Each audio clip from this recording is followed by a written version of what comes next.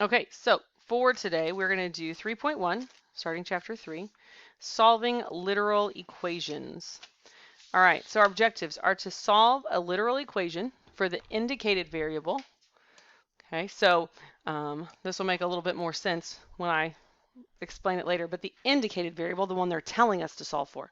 Okay, and then find the unknown quantity by evaluating the rest of solving a literal equation. That doesn't seem to make sense. I feel like there's a typo in there somewhere. So a literal equation is an equation with several variables. So you actually had one of these on your test.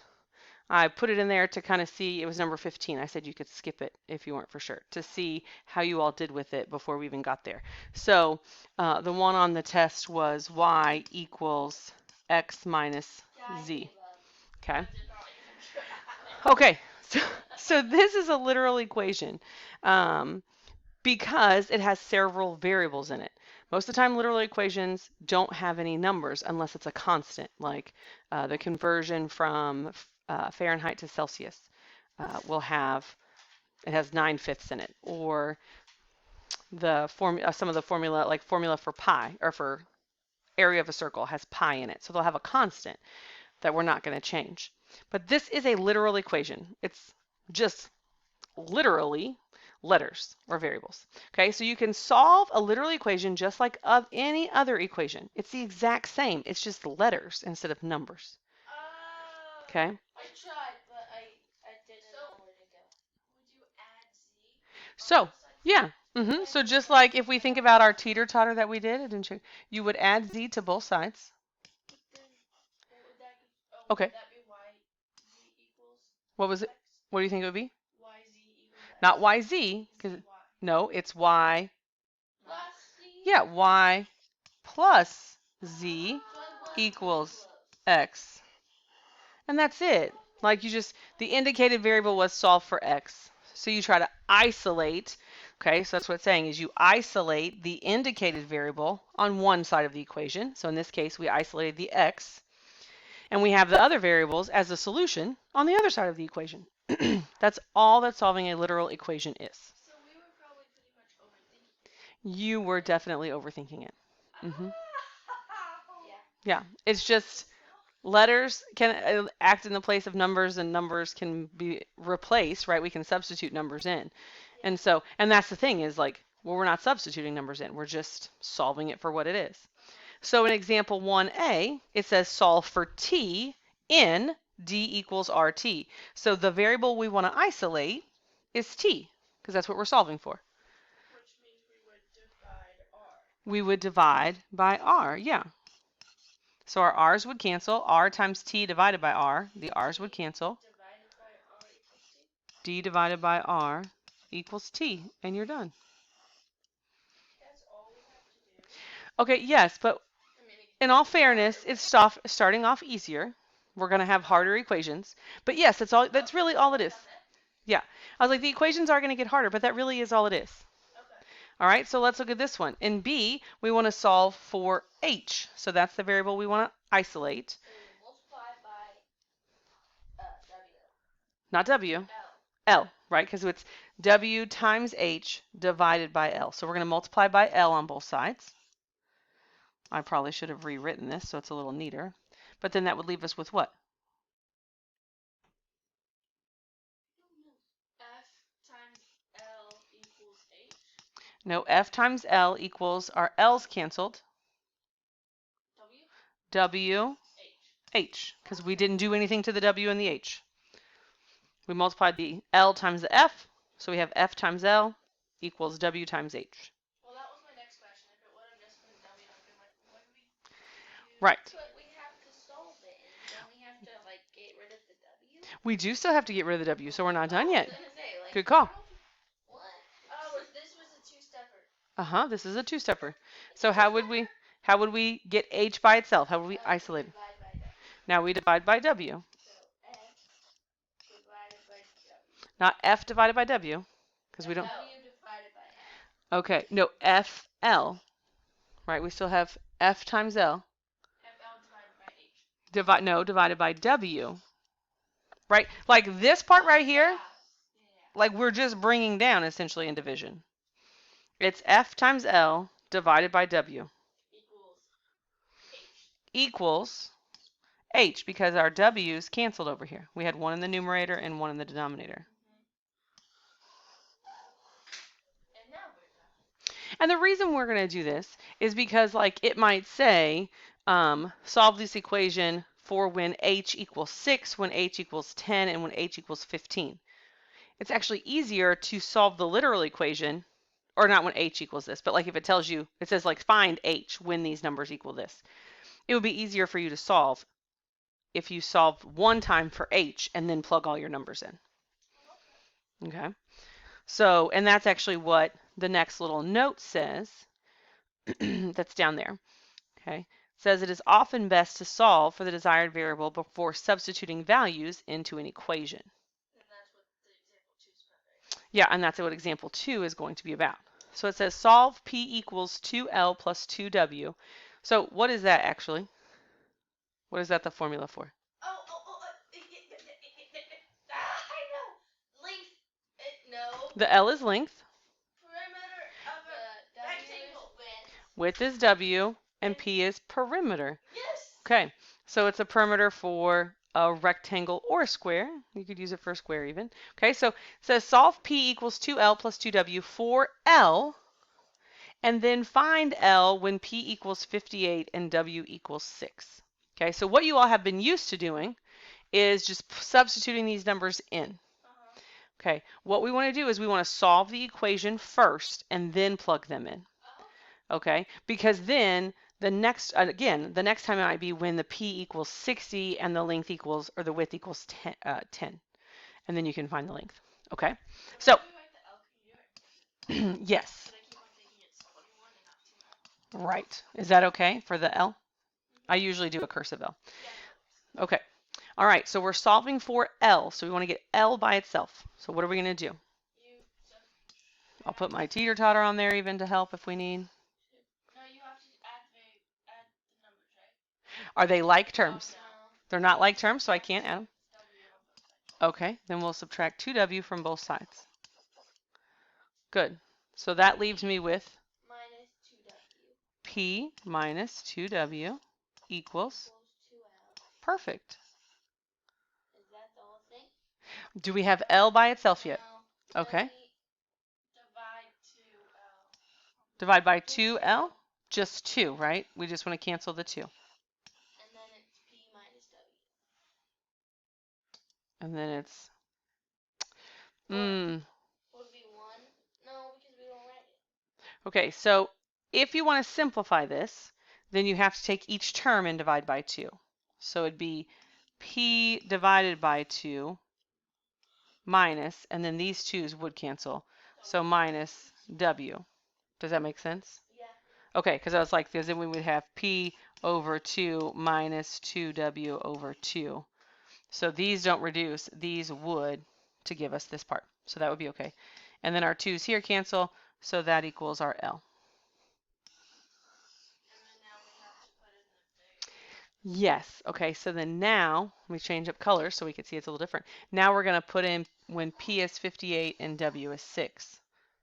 So we could say, well, L equals, so again, I'm going to copy this down, so I'm just going to write it the other way. L equals P divided by 2 minus W. So what's it going to look like when we put our numbers, our values in for P and W when we substitute? L divided by, L equals 58 over 2 minus 6. Okay, do you agree with that, Leah? Yeah. Okay, so I'm going to put here, substitute is what we're doing. All right, so then L equals, what's 58 divided by 2? 29.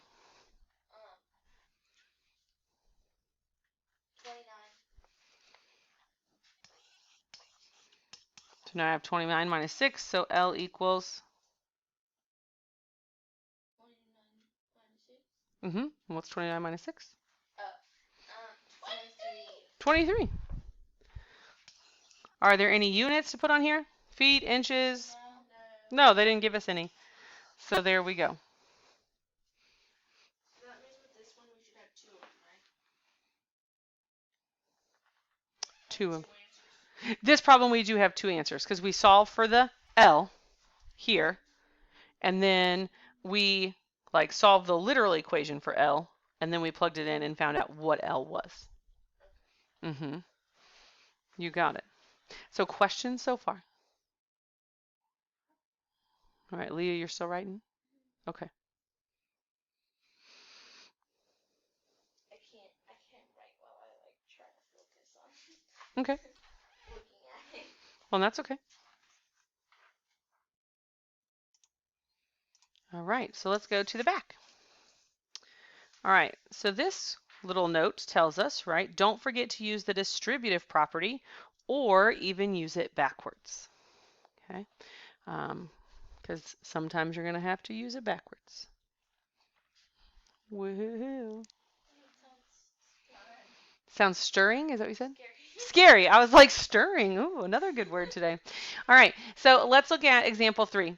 Solve ax minus 5b equals 5x plus 18b for x. Wait, isn't that 7x? Did I not say 7x? You said 5x. I'm sorry, 7x, yes. So ax minus 5b equals 7x plus 18b. There we go. Thank you. All right. So how are we going to solve for x? Or maybe what's the problem here? We have to combine their like terms, except they're not totally like combinable. But you're not totally like, so we can't do it. I don't think. I'm not quite. Oh wait, no, that's 8x. Okay. Yeah, you can't subtract. So we do have some like terms, right? We have ax and 7x. Okay, so you can. I don't know. What do we think about that? We have 5b and 18b. we have 5b and 18b. What's the problem here, though? But they're on separate sides of the equation. They're on separate sides of the equation. Yes. Okay. So when that's the case, right? When they're on different sides, we can't combine like terms. We have to balance. We have to teeter-totter it, right? We have to balance it. Okay. Oh, I didn't even notice 7x and 8x. Okay. I just noticed that. That's okay. So this one's going to be a little bit trickier because you recognize that they both have the x in it. So we're going to get there. So let's deal with our b's first. How do we get let's get our b's together. I'm going to add 5b. Okay, we can add 5b to both sides. I agree. It would be the easiest. And it'll be 203. Yeah. It would be what? It'll be, oh, why did I think that was 180? Oh, gotcha. So what do we have over here? My brain went to that. What do we have on the left side? 23. Okay, what do we have on the left side, though? 5b. Well, the negative 5b and plus 5b AX. cancel. Okay, so we have, again, let me try to, Okay. you're good. So ax equals 7x plus 7x plus 23. 23b, right? Oh, yeah. Okay. All right. So we know that ax and 7x both have an x. So let's do it. How would we get those on the same side? So we want to take away 7x. Okay, we want to subtract 7x. Okay, good. That would leave us. So then, any ideas how we write this? No, In- that's division. Okay. Divided by 7. No, it's not division, it's minus. So it's just going to be ax minus 7x equals 23b because our 7x minus 7x is 0. Okay, so this right here is the place where we're going to do distributive property backwards. Because you see that they both have an x in common. So instead of with distributive property, right, like if we had x times 6 plus c, and we distribute, we would say, okay, well, this is 6x plus cx. Why would the C go first? Well, Doesn't matter which one. we usually try to go alphabetically. Oh. And even when we multiply the x times the 6, we put the x after, right? So, but we do usually try to go alphabetically. It doesn't technically matter. It could have been xc. But both of these had an x in them. And it came from the x that was being distributed, right? Yes. So now both of these have an x in them. We can actually take that x out. and say, well, that's the same thing as x times a minus 7. Well, we don't have to distribute it back in. Nope, because we want to solve for the x. So we're trying to get the x out of it. So this is actually called factoring, but it's the distributive property backwards. Is how I use is how I explain it to people, is that, oh, this is, we see that they have something in common, and so we take that out. It's the same way when if we look at like 16 and 24, what's a number they have in common? 8. So we could say, okay, well, this would be, let's say this was 18 or 16 minus 24. Well, we could say the same thing. Say, well, this is the same thing as 8 times the quantity 2 minus 3. We just took the 8 out and wrote it differently. Sneeze is coming? Okay. All right, so now we have x times a minus 7, the quantity a minus 7 equals 23b. So we're doing fantastic. That's that tricky part, though. So how are you going to get x by itself?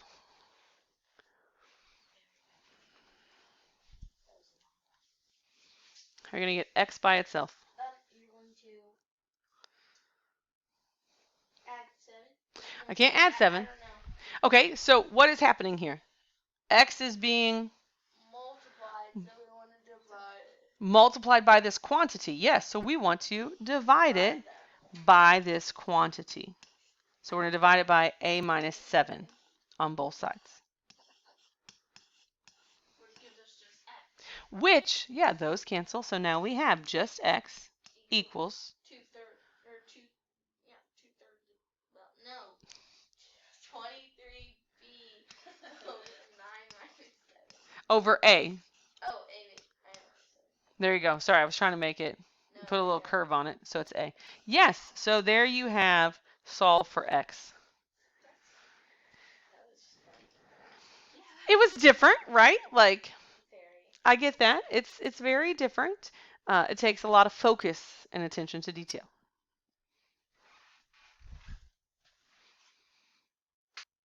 All right, so let me erase all this stuff here. All right, so now let's see about solving b, where we have a plus 2b divided by c equals c times d minus a divided by b, and we're solving for a. Okay, so this time we're solving for a. I don't want to give you all the hard ones for homework. I want to work through some of them together. Okay? I think. Okay, so what do you think? Well, if I'm thinking right, do you subtract 2b? We can't subtract 2b yet. Okay. All right, so we've got a plus 2b divided by c equals c times d minus a divided by b. Okay. So we multiply c first? Okay, so we need to clear the fractions, which we talked about last week, right? Okay, so what's our common denominators least common denominator between c and b? Themselves. So we're going to multiply the whole thing by cb. So I might break it into different parts here. So I'm going to multiply by cb on both sides. Why do I multiply by cb on both sides? Can I multiply by one thing on one side and like c on one side and b on the other? No, because it won't be equal. So I have to multiply by the same thing. So then the c's would cancel here. And the b's would cancel there. The b's would cancel on the other side. Okay, good. So on the left, it's going to leave me with b. I tried to change my color here. I missed it. It's going to leave me with the b. So I'm going to have b times the quantity a plus 2b equals the c that's being distributed. So c times the quantity c times d minus a. But I got rid of the fractions.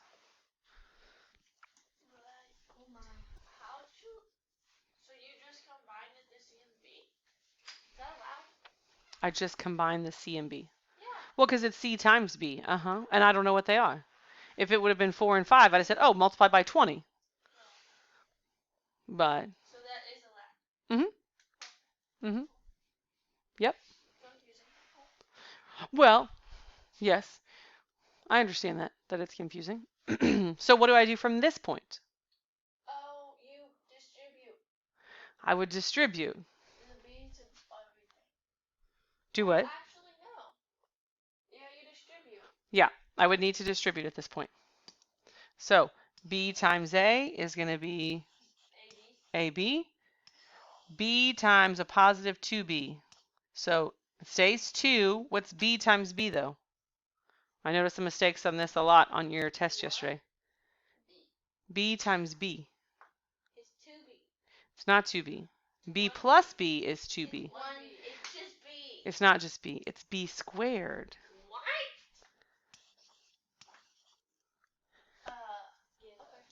Yeah, because 4 times 4 is 4 squared. 7 times 7 is 7 squared. A number times itself is that number squared. Okay, so then we need to do the other side and distribute. So C times C is 2C squared. C squared D, right? Yeah. And then C times negative A is going to be negative AC or CA.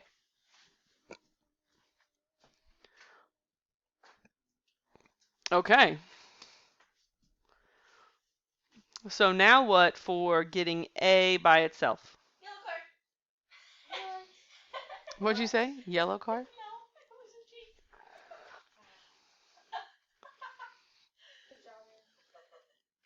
It was getting heated on the way to school. So do we have any like terms that we can combine? Yes. Okay. Actually, no. Yeah. Yes. No. Bees. Wait. Yeah. No. Yes. No. Yes. No. I don't know. Okay. So we have an AB is a term, B squared, C squared D, and AC. So we have no like terms. Okay. So it's done? No, it's not done. We're solving for A. We haven't solved for A yet. So that means we have to get A to one side, right? All the A's to one side. So we're ready for our teeter-totter here.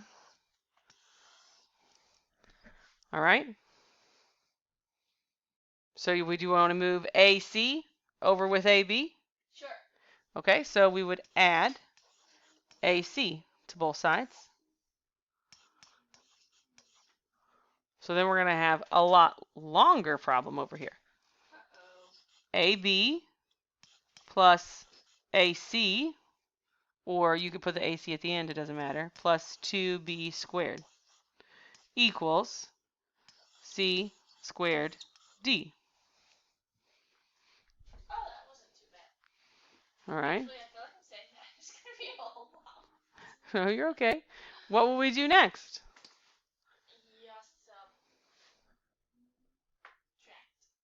Subtract what? 2B almost? 2B Squared. 2B squared.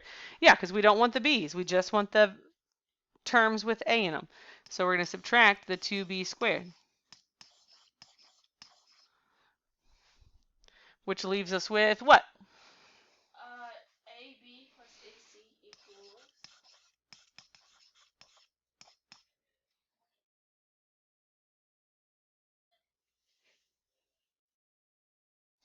Equals 2. Well, C over. I don't know. okay, well, what do we have over here? We have a C squared D Oh, you just add them together? minus 2B squared. Oh, that was a little confusing. And now we're done.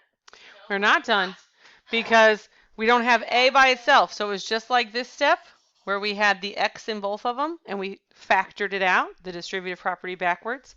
We have an A in both of these, right? Yeah. That we need to factor out.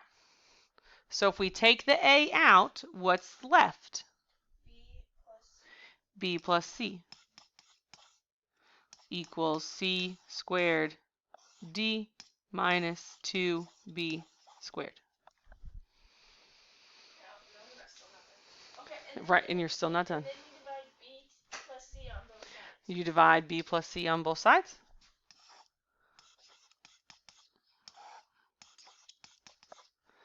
All right. Which gives you a equals 2c squared d minus 2b squared over b plus c. And that gives us our answer. Correct.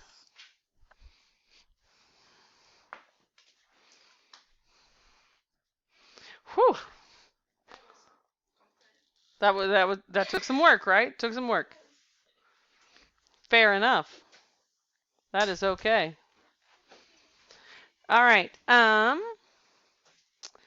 next one I want to get out on that board. Sure. Did you get it down, Leah? Okay. Thank you. Oh, that's not what I want. Get rid of this. Okay. So, I don't know that you... Manipulating literal equations is necessary in several different disciplines. Okay? We have subscripted variables. So we have like r sub 1, r sub 2, x sub 2. Okay? Those are going to clarify the meaning of formulas, but they're treated just like any other variables. Okay? If you struggle with using them, you could replace it with a different variable. Okay? Sometimes I do that when I get overwhelmed. But let's look at example 5. So it says the boiling point of an ethanol solution B sub S. Okay, so it's telling us rises. So this B sub S is an ethanol solution.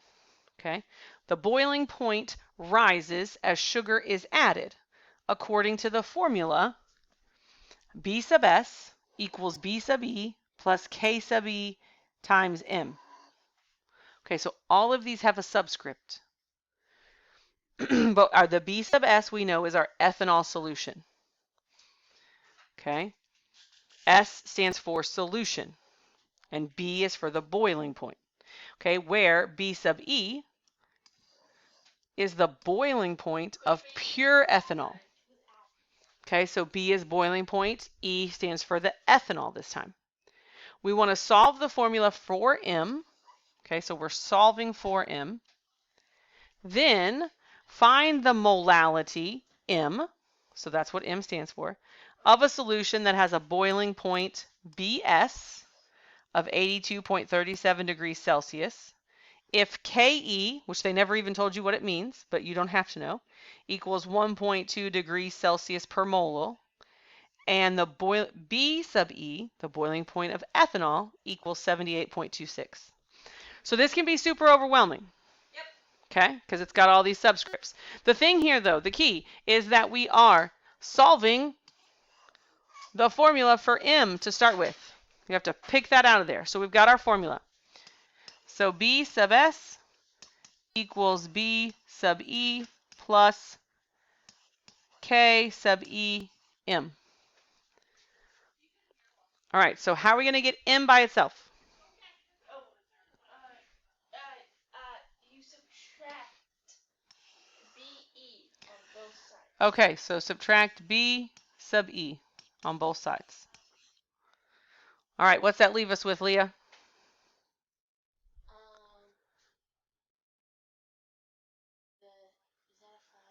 Is it S? Okay. B S minus B less equals K E with like times M or something like that. Okay. Good. All right, so what would our next step be? Daniel, how do you get rid of KE? Well, what's happening to KE and M? Oh, divide KE. Well, we don't want to divide. Just KE. Okay, we want to divide by KE. K sub E. All right, so what's that leave us with?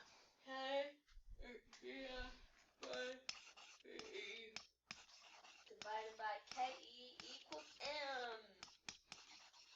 Okay, fantastic.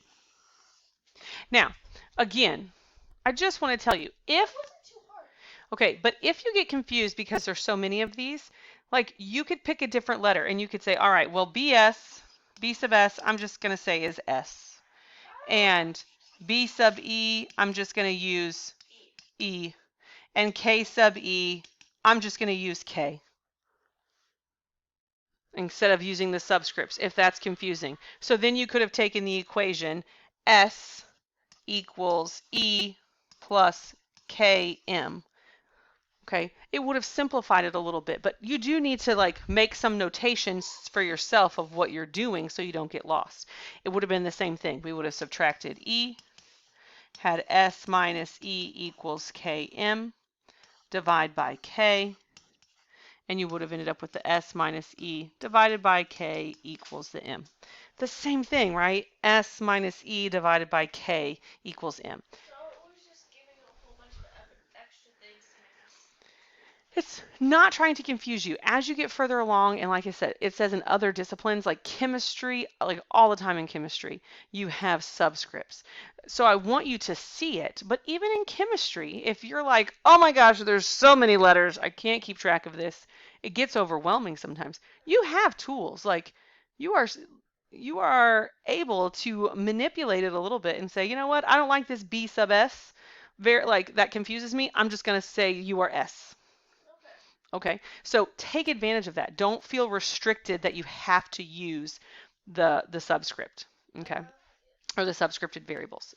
All right, so the second part of this then, there is, because it says solve the formula, then find the molality, which is M, of a solution that has a boiling point, BS equals 82.37. KE is 1.22 and BE is 78.26. So we're going to use a calculator. I got it. Great. Wish my color would change here. There we go. All right, so we're going to take this formula. So B sub S minus B sub E divided by K sub E equals our molality. And we're going to plug these numbers in. So B sub S, 82.37. B sub S is my first one. 82.37 minus, what's my B sub E?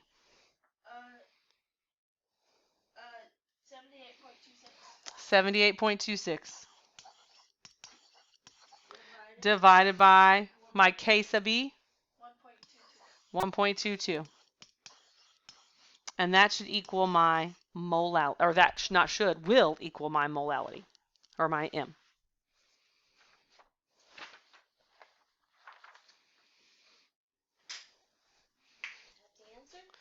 Well, once we get the math done, yes. So 82. Okay. We do. So 82.37 minus 78.26. What do we get there? 78.26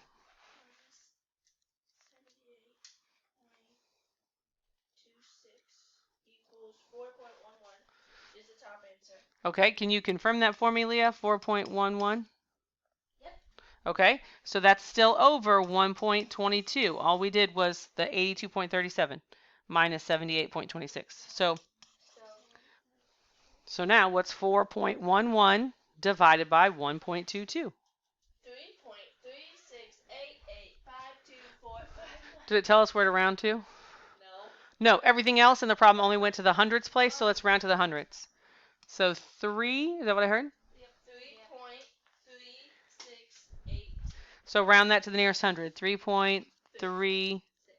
Didn't you say 3.368? Yes. So if we're rounding, it would be 3.37. So the M equals 3.37. You got it. The M equals 3.37. That was not so hard. Here's your Nice. Thank you. You might want to keep it for your homework. All right. So they do start off like balancing, just like solving a literal equation. Some of them are simple, some of them are harder. But it is nice that, like, again, in science, if you have something like example 5 in science, if you're doing a lot of these problems, you can solve for the molality, M, And then if you had several of these to do, you're just plugging numbers in to the equation and solving it one time versus plugging them in and solving 6 or 7 different equations. It would save time if you're doing it repeatedly. Okay. All right. That is it for 3.1.